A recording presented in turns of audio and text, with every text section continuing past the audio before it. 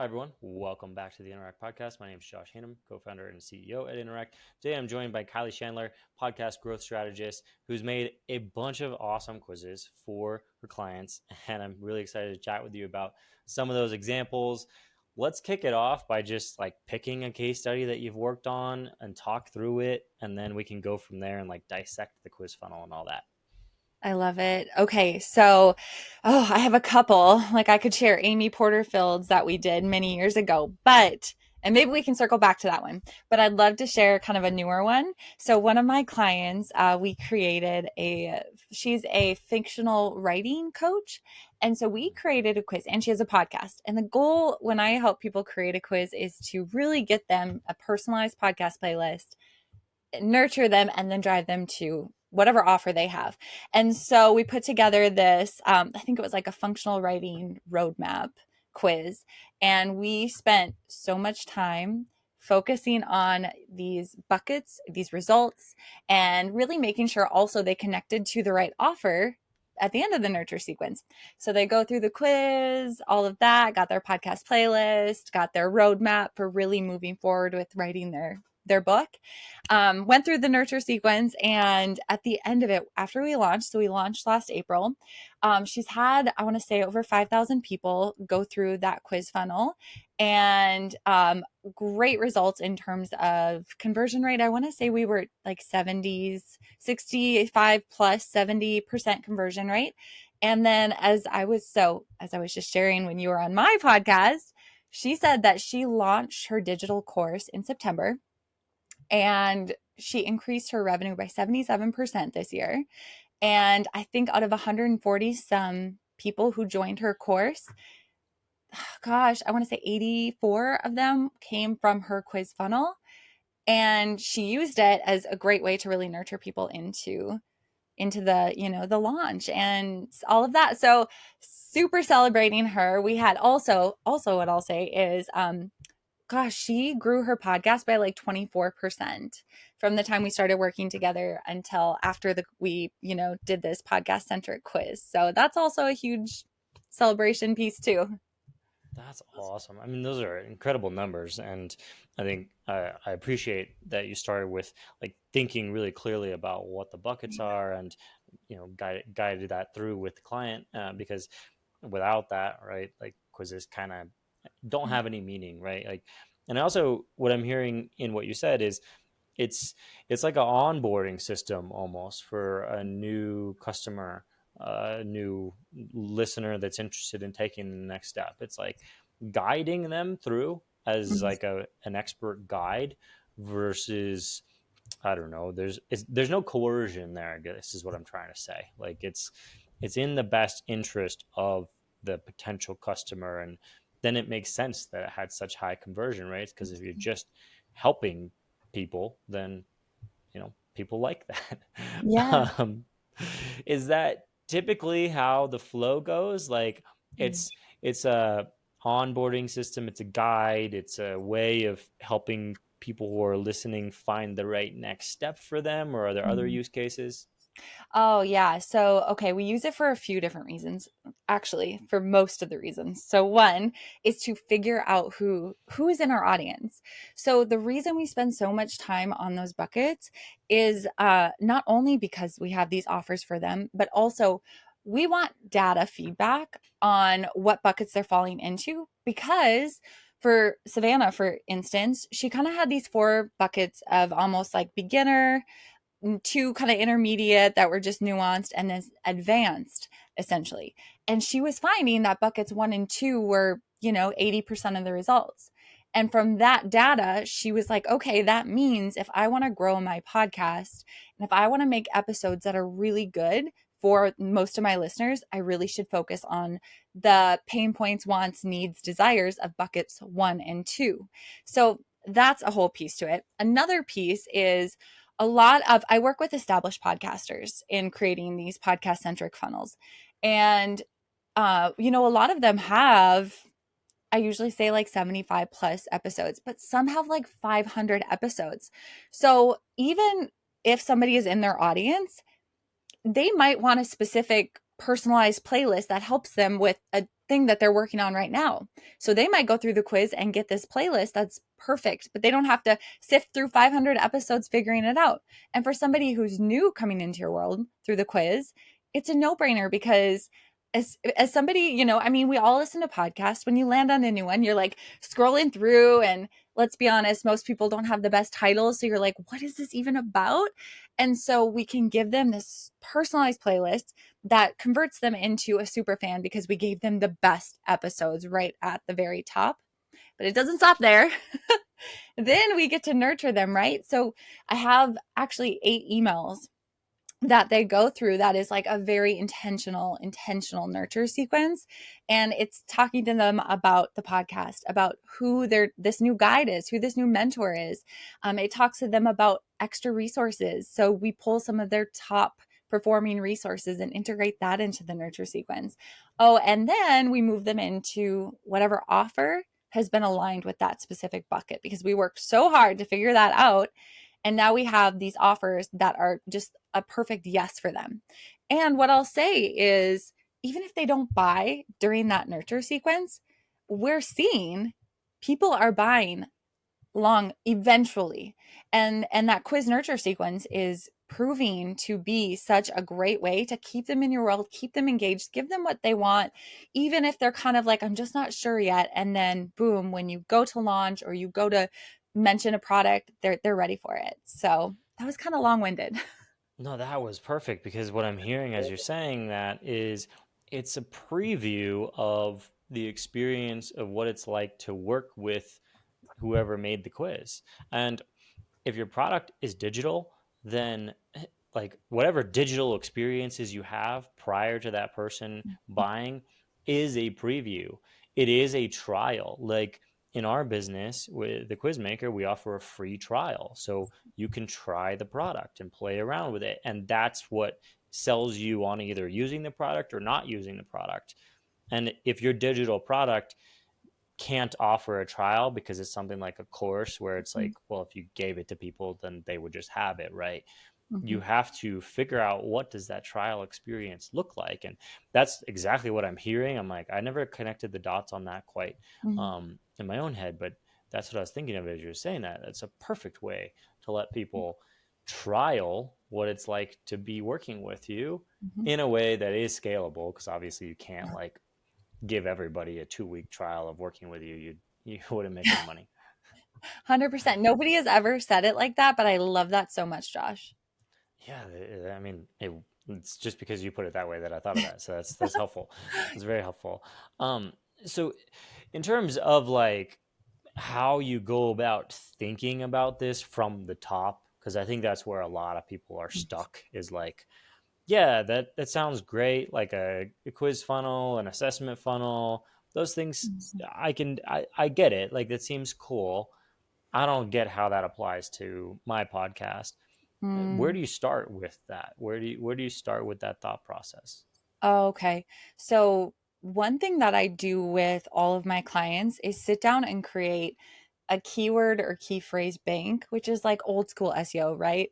But here's the thing, when you sit down and figure out what words you want to be ranking for on, say, Apple or Spotify, you start to create not only episodes about those topics, but you start to actually show up and search in this, when somebody searches like marketing quiz, like your podcast should be showing up. And so that means in the description, in your titles, as much as possible, those keywords and those key phrases need to be showing. So we sit down and we create that. And that's kind of a starting point for us to start to think, okay, within this keyword key bank phrase, is there anything that we're seeing where it's like, that's a desire, or that's a want, or that's a need for my client? And from there, we sit down and I go, okay, what is your audience's biggest desires? What keeps them awake at night?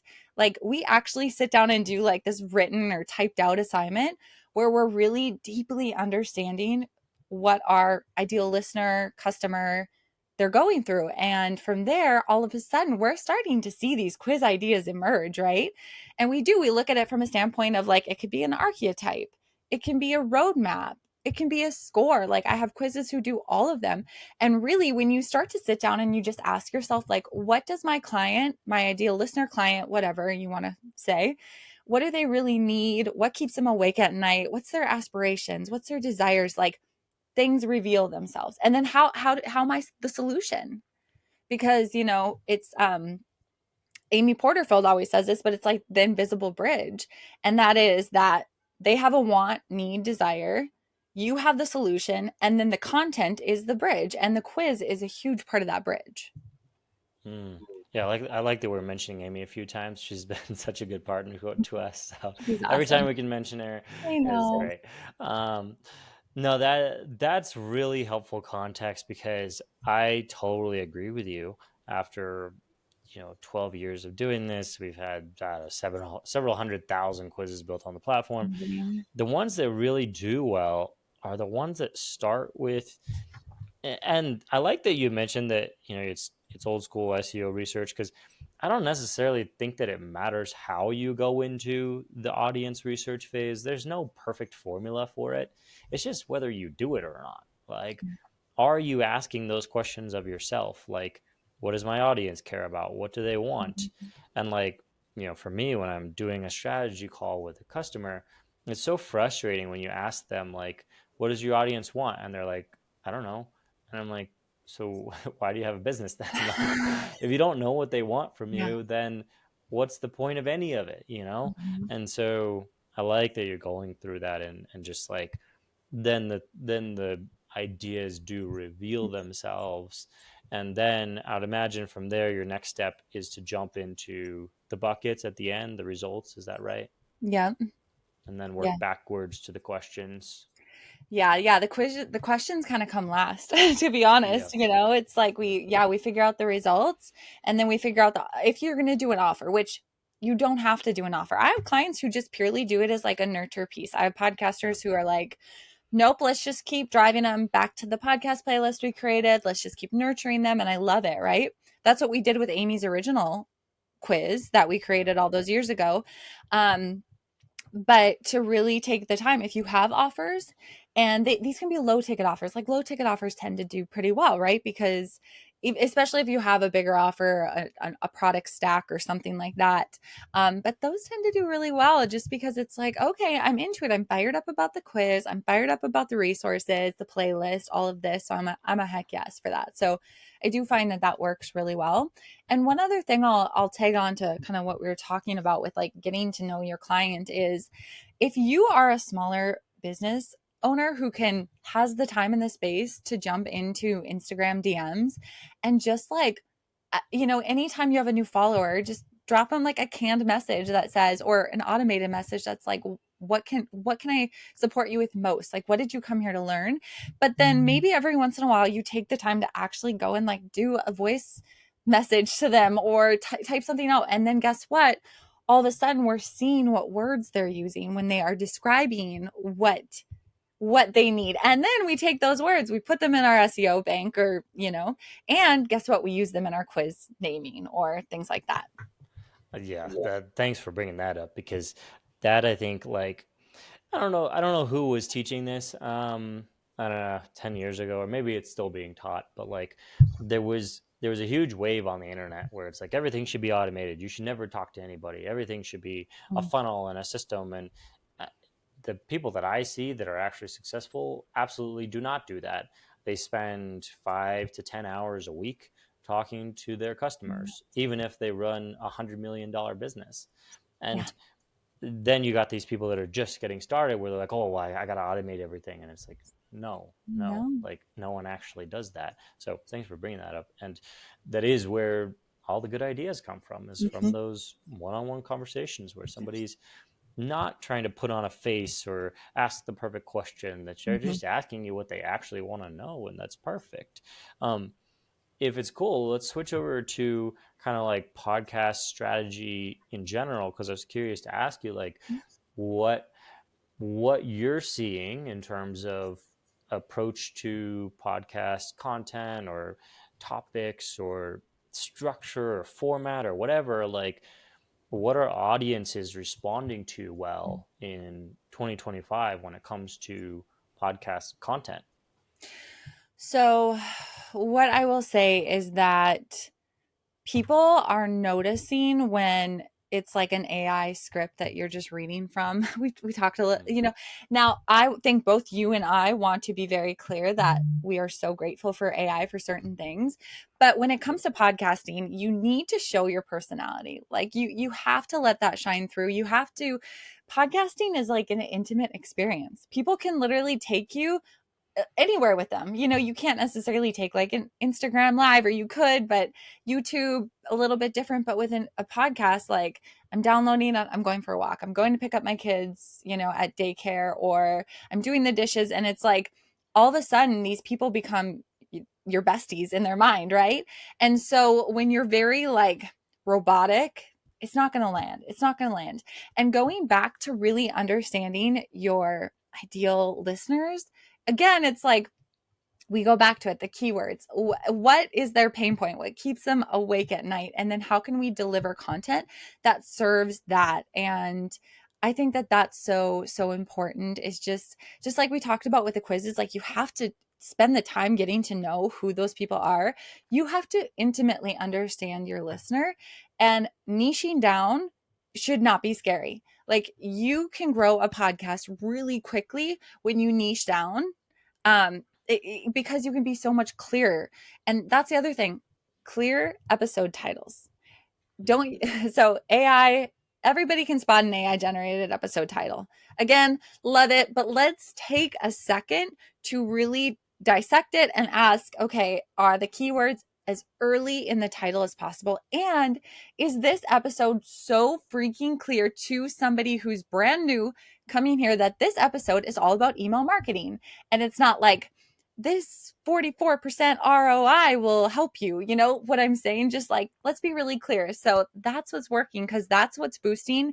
When somebody is looking for an episode to help them with something, they're searching in the search bar in Apple or Spotify, and they're their own search platforms, which is awesome, right? For us as podcasters, but we need to make sure we're feeding them with the right things. So, So I'm hearing two things there. Maybe you can clarify for me. It's yeah. like on one hand, it's like the connective aspect where people are listening to podcasts because they're part of the conversation Mhm. and it's more natural, off the cuff, that kind of stuff. And then at the same time, in terms of like the titling and the way that you put it out there for search engines and AI and whatnot, that part needs to be like very clear and Yeah. concise. So like the episode itself is more conversational, but then like the messaging of it in terms of the titles is Mhm. very direct. That's exactly it. Yes, 100%. And one thing I want to make clear for your audience is I work with a lot of online entrepreneurs who have a podcast. So when I'm giving you advice, a lot of times it's for that person, not necessarily somebody with like a true crime podcast or something like that. So I just want to make that distinction as well. Yeah. That's a good point. That's a good point because it's a whole different world. But yeah, that's it's great advice, and it very much echoes what we are seeing in Mhm. the quiz world. And Yeah.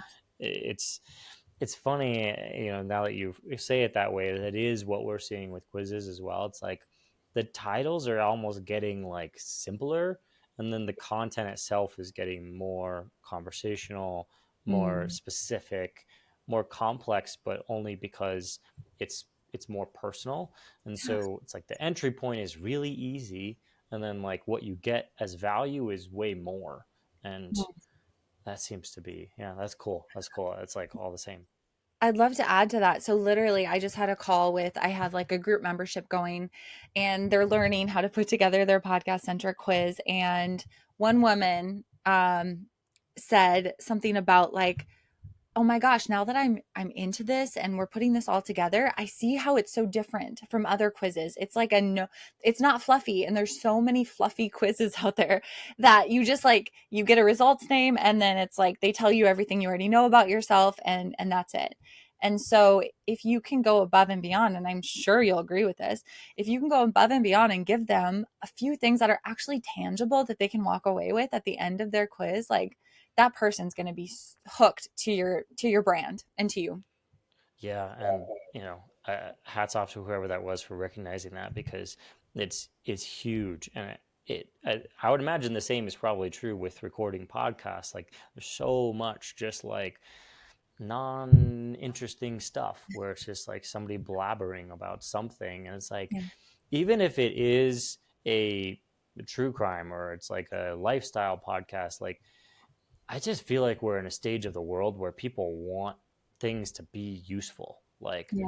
there's not Mhm. a ton of room for like I'm just doing something for the sake of doing it. Even if it's entertainment, like Yeah. they want to learn about having better relationships. They want to learn about something interesting that happened in the world. Like they're not just here to like, be mindless. It seems to be the Mhm. collective that's happening. And so it's a great insight by that person where it absolutely is like, the original iteration of quizzes back in 2013, the first ones that came online, a lot of them were like, you're this type of person, here's what that means, and then like here's something nice about you, whatever. Now it's like 5 panels of content.